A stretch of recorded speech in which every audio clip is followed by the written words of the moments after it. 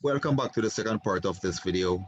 Now, what I find useful is that when we copy these onto this, it works out much better. So this is circle 1, circle 2, circle 3, circle 4, circle 5, circle 6, circle 7, and that would go down to, I think 7 will stop there. I think I probably should mirror these, but it's okay. All right, I wouldn't want that. Well, once we have half, we just mirror that and we should be good. Yeah, we should be good with half. Delete, delete, we don't need all of them. Now, this is one. This is just to ensure that you don't confuse yourself.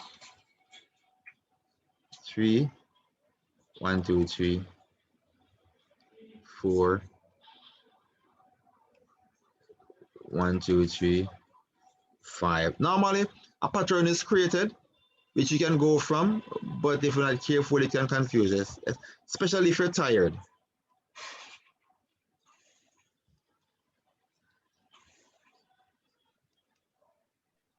Seven, click outside, escape.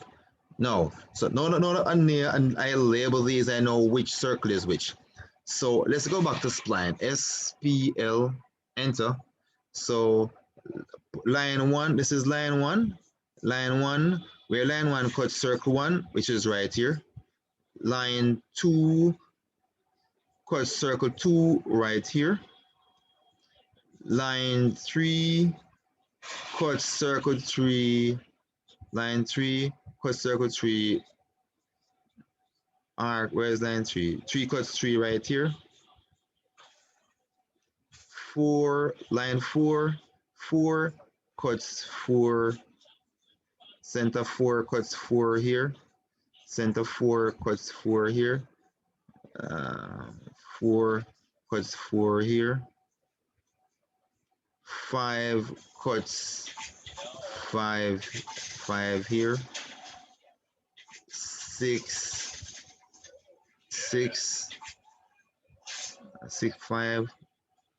Oh my goodness, 5. Number.